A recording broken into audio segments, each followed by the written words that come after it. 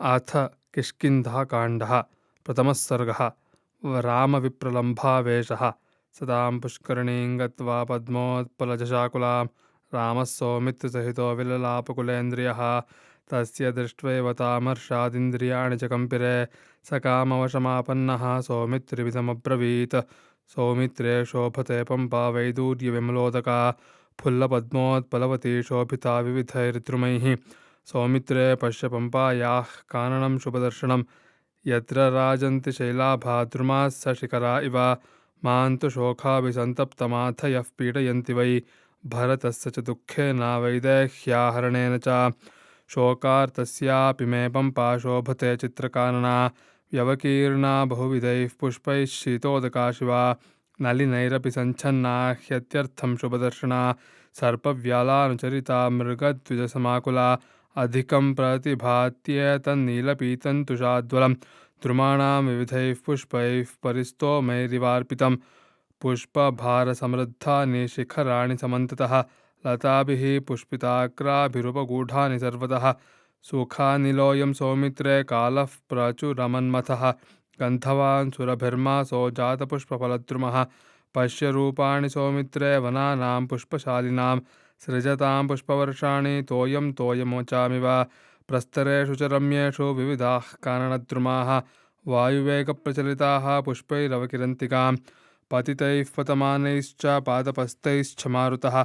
कुसुमैः पश्य सौमित्रे क्रीडन्निव समन्ततः विक्षिपन् विविधाः शाखा नगानां कुसुमोत्कचाः।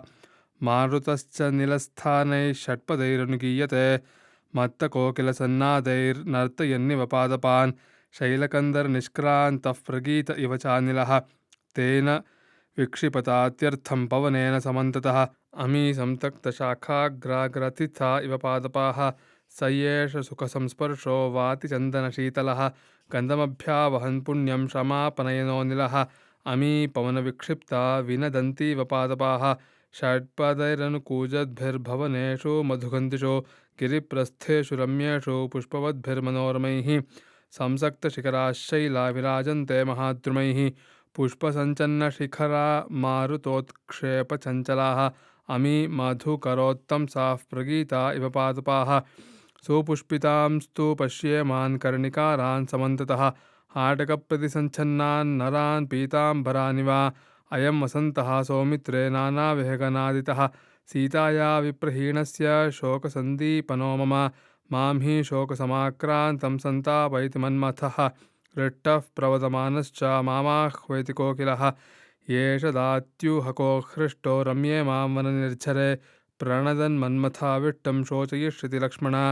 श्रुत्वैतस्य पुरा शब्दमाश्रमस्था मम प्रिया मामाहूय प्रमुदिता परमं प्रत्यनन्दत। एवं विचित्राः पतगा नानारावविराविणः वृक्षगुल्मलताः पश्य सम्पतन्ति समन्ततः विमिश्रा विहगाः पुंभिरात्मव्यूहाभिनन्दिताः भृङ्गराजप्रमुदिताः सौमित्रे मधुरस्वराः। अस्याः कूले प्रमुदिताः शकुनाः सङ्घशस्त्विह दात्यूहरति विक्रन्दैः पुंस्कोकिलरुतैरपि स्वनन्ति पादपाश्च मे मम नङ्गप्रदीपनाः। अशोकस्तबकाङ्गारः षट्पदस्वननिस्वनः मां हि पल्लवताम्राचिर्वसन्ताग्निः प्रधक्षति। न हि तां सूक्ष्मपक्ष्माक्षीं सुकेशीं मृदुभाषिणीम् अपश्यतो मे सौमित्रे जीवतोऽस्ति प्रयोजनम्। अयं हि दयितास्तस्याः कालो रुचिरकाननः कोकिलाकुलसीमान्तो दयिताया ममानघा मन्मथाया स सम्भूतो वसन्तगुणवर्धितः। अयं मां धक्षति क्षिप्रं शोकाग्निर्न चिरादिव अपश्यतस्तां दयितां पश्यतो रुचिरद्रुमान्। ममायमात्मप्रभवो भूयस्त्वमुपयास्यति अदृश्यमाना वैदेही शोकं वर्धयतीह मे। दृश्यमानो वसन्तश्च स्वेदसंसर्गदूषकः मां हि सा मृगशापाक्षी चिन्ताशोकबलात्कृतं सन्तापयति सौमित्रे क्रूरश्चैत्रो वनानिलः। अमी मयूराः शोभन्ते प्रनृत्यन्त ततस्ततः स्वैः पक्षैः पवनोद्धूतैर्गवाक्षैः स्फाटिकैरपि शिखिनीभिः परिवृतास्त एते मदमूर्छिताः मन्मथाभिपरीतस्य मम मन्मथवर्धनाः। पश्य लक्ष्मणनत्यन्तं मयूरमुपनृत्यति शिखिनी मन्मथार्तैषा भर्तारं गिरिसानुषो तामेव मनसा रामां मयूरोऽप्युपधावति वितत्य रुचिरो पक्षौ ऋतैरूपहसन्निव मयूरस्य वने नूनं रक्षसा न हृता प्रिया तस्मान्नृत्यति रम्येषु वनेषु सह कान्तया मम त्वयं विना वासः पुष्पमासे सुदुस्सह पश्य लक्ष्मणसम्रागं तिर्यग्यो निगतेष्वपि यदेषा शिखिनी कामात् भर्तारमभिवर्धते ममाप्येषं विशालाक्षी जानकी जातसम्भ्रमा मदनेनाभिवर्तेत यदि नापहृता भवेत् पश्य लक्ष्मणपुष्पाणि निष्फलानि भवन्ति मे पुष्पभारसमृद्धानां वनानां शिशिरात्यये रुचिराण्यपि पुष्पाणि पादपानामतिश्रिया निष्फलानि महीयान्ति समं मधुकरोत्करैः नदन्ति कामं मुदिताः शकुनाः सङ्घषःखलम् आह्वयन्त इवान्योन्यं कामोन्मादकरा मम वसन्तो यति तत्रापि यत्र मे वसति प्रिया नूनं परवशा सीता सापि शोचत्यहं यथा नूनं न तु वसन्तोऽयं देशं स्पृशति यत्र सा कथं यसितपद्माक्षी वर्तयेत् सा मया विना अथवा वर्तते तत्र वसन्तो यत्र मे प्रिया किं करिष्यति शुश्रोणी सा तु निर्भर्तिता परैः श्यामा पद्मपलाशाक्षी मृदुपूर्वाभिभाषिणी नूनं वसन्तमासाद्या परित्यक्षति जीवितं दृढं हि हृदये बुद्धिर्मम सम्प्रति वर्तते नालं वर्तयितुं सीता साध्वी मद्विरहङ्गता मयि भावो हि वैदेह्यास्तत्त्वतो विनिवेशितः ममापि भावः सीतायां सर्वथा विनिवेशितः एष पुष्पवहो वायुः सुखस्पर्शो हिमावहः तां विचिन्तयतः कान्तां पावकप्रतिमो मम सदा सुखमहं मन्ये यं पुरा सह सीतया मारुतस्य विना सीतां शोकं वर्धयते मम तां विना स विहङ्गोऽसौ पक्षी प्रणिदतस्तदा वायसः पादपगतः प्रहृष्टमभिनन्दति एष वै तत्र वैदेह्यावेगः प्रतिहारकः पक्षीमान् तु विशालाक्ष्याः समीपमुपनेष्यति शृणुलक्ष्मणसन्नादं वने मदविवर्धनं पुष्पिताग्रेषु वृक्षेषु द्विजानामुपकूजतां विक्षिप्तां पवनेनैतमासो तिलकमञ्जरीं षट्पदः सहसाभ्येति मदोद्धूतामिव प्रियां कामिना मयमत्यन्तमशोकः शोकवर्धनः स्तबकैः पवनोत्क्षिप्तैस्तर्जयन्निव मां स्थितः अमी लक्ष्मण दृश्यन्ते चूताः कुसुमशालिनः विभ्रमोत्सिक्तमनसः साङ्गरागा नरा इव सौमित्रे पश्य पम्पायाश्चित्रासु वनराजिषो किन्नरा नरशार्दूला विचरन्ति ततस्ततः इमानि शुभगन्धीनि पश्य लक्ष्मणसर्वशः नलिनानि प्रकाशन्ते जले तरुणसूर्यवत्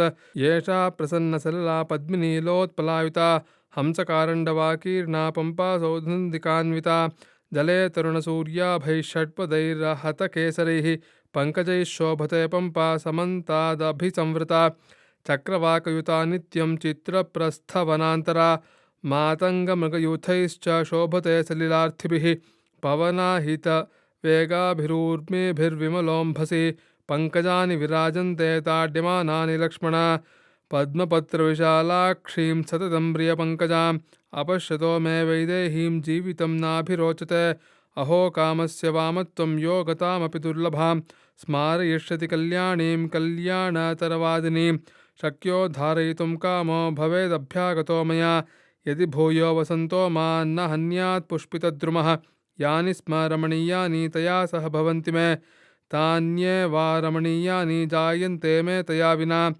पद्मकोशपलाशानि द्रष्टुं दृष्टिर्हि मन्यते सीताया नेत्रशोकाभ्यां सदृशानीति लक्ष्मण पद्मकेसरसंसृष्टो वृक्षान्तरविनिसृतः निःश्वास इव सीताया वातिवायुर्मनोहरः सौमित्रे पश्य पम्पाया दक्षिणे गिरिसानुनि पुष्पितां कर्णिकारस्य यष्टिं परमशोभनाम् अधिकं शैलराजोऽयं धातुभिः सुविभूषितः विचित्रं सजते रेणुं वायुवेगविघट्टितं गिरिप्रस्थास्थु सौमित्रे सर्वतः सम्प्रपुष्पितैः निष्पत्रैः सर्वतो रम्यैः प्रदीप्ता इव किंशुकैः पम्पातीररुहाश्च मे संसक्ता मधुगन्धिनः मालती माल्लिकाषण्डाः करवीराश्च पुष्पिताः केतक्यः सिन्धुवाराश्च वासन्त्यश्च सुपुष्पिताः माधव्यो गन्धपूर्णाश्च कन्दगुल्माश्च सर्वशः चिरिबिल्वा मधुकाश्च वञ्जुळावकुलास्तथा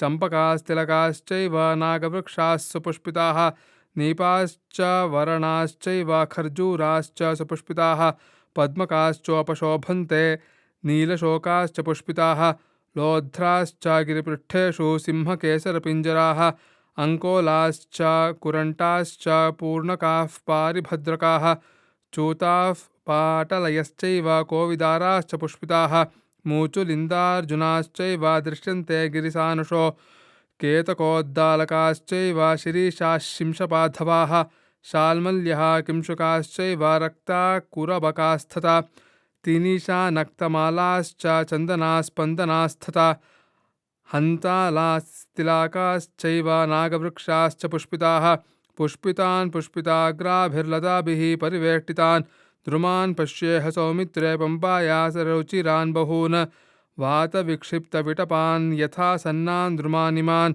लताः समनुवेष्टन्ते मत्ता इव वरस्त्रियः पादपात् पादपं गच्छान् शैलाच्छैलं वनाद्वनं वातिनैकरसास्वादसम्मोदित इवानिलः केचित् पर्याप्तकुसुमाः पादपामधुगन्धिनः केचिन्मुकुलसंवीताः श्यामवर्णा इवा बभूः इदं मृष्टमिदं स्वादु प्रफुल्लमिदमित्यपि रागमत्वा मधुकरः कुसुमेष्वलीयते निलीय पुनरुत्पत्य सहसान्यत्र गच्छति मधुलुब्धो मधुकरः पम्पातीरद्रुमेश्वसो इयं कुसुमसङ्घातैरुपास्तीर्णा सुखाकृता स्वयं निपतितैर्भूमिः शयनप्रस्तरैरिव विविधा विविधैः पुष्पैस्तैरेव नागसानुषो विशीर्णैः पीतरक्ता हि सौमित्रे प्रस्तराः कृताः हीमान्ते पश्च सौमित्रे वृक्षाणां पुष्पसम्भवं पुष्पमासे हि तरवः सङ्घर्षादिव पुष्पिताः आह्वयन्त इवान्योन्यं नगाः षट्पदनादिताः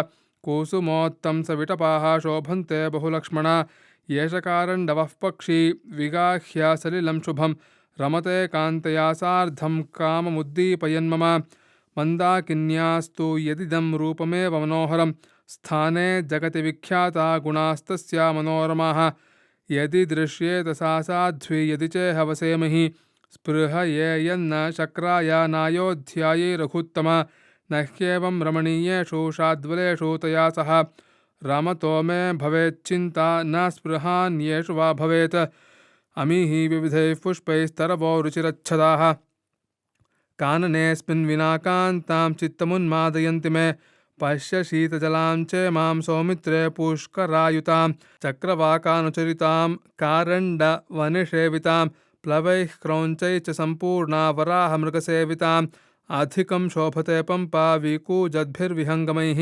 दीपयन्तीव मे कामं विविधा मुदिता द्विजाः श्यामां चन्द्रमुखीं स्मृत्वा प्रियां पद्मनिभेक्षणां पश्य सानुषु चित्रेषु मृगीभिः सहितान् मृगान् मां पुनर्मृगशापाक्ष्या वैदेह्या विरहीकृतं व्यथयन्तीव मे चित्तं सञ्चरन्त ततस्ततः अस्मिन् सानुनिरम्ये हि मत्तद्विजगणायुते पश्येयं यदि तां कान्तां ततः स्वस्ति भवेन्मम जीवेयं खलु सौमित्रे मया सह सुमध्यमा सेवते यदि वैदेही पम्पायाः पवनं सुखं पद्मसौगन्धिकवहं शिवं शोकविनाशनं धन्या लक्ष्मणसेवन्ते पम्पोपवनमारुतं श्यामा पद्मपलाशाक्षी प्रिया विरहिता मया कथां धारयति प्राणान् विवशा जनकात्मजा किन्नु वक्ष्यामि राजानं धर्मज्ञं सत्यवादिनं सीताया जनकं पृष्टः कुशलं जनसंसदि या मामनुजकता मन्दं पित्रा प्रस्थापितं मनं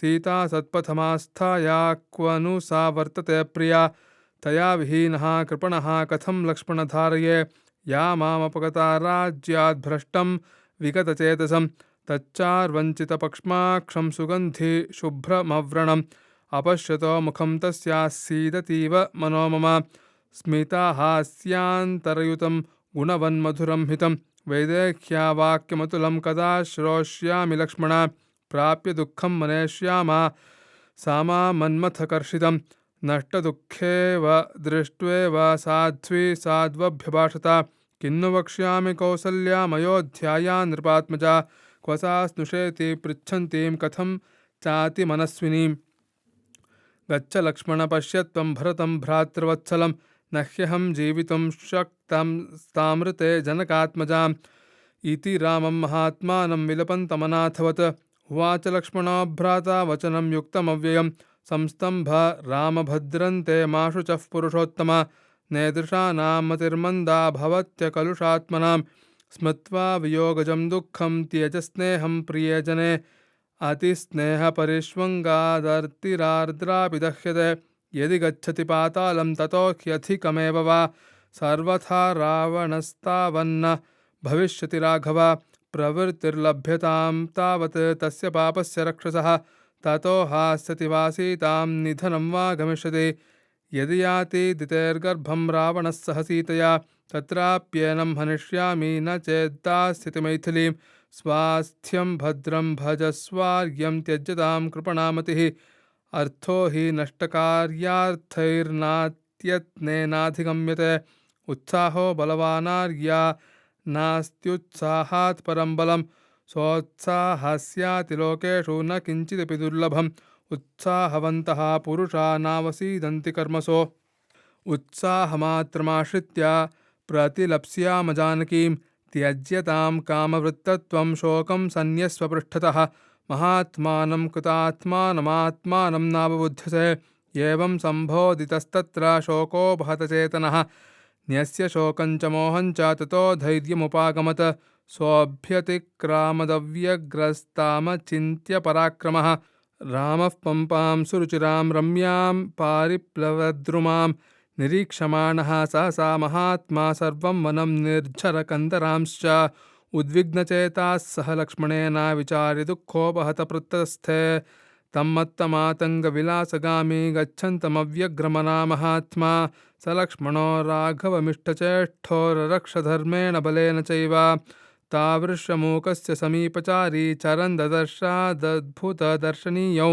शाखामृगाणामधिपस्तरस्वी वितत्रसेनैव विच्चिचेष्ट किञ्चित् सतो महात्मा गजमन्दगामी शाखामृगस्तत्र चिरञ्चरन्तो दृष्ट्वा विषादं परमं जगाम चिन्तापरीतो भयमारमग्नः तमाश्रमं पुण्यसुखं शरण्यं सदैव शाखामृगसेवितान्तं त्रस्ताश्च दृष्ट्वा हरयोऽभिजग्मुः महोजसो राघवलक्ष्मणौ इत्यार्षे श्रीमद् रामायणे वाल्मीकिये आदिकाव्ये चतुर्विंशतिसहस्रिकायां संहितायां किष्किन्धाकाण्डे रामविप्रलम्भावेशो नाम प्रथमः सर्गः।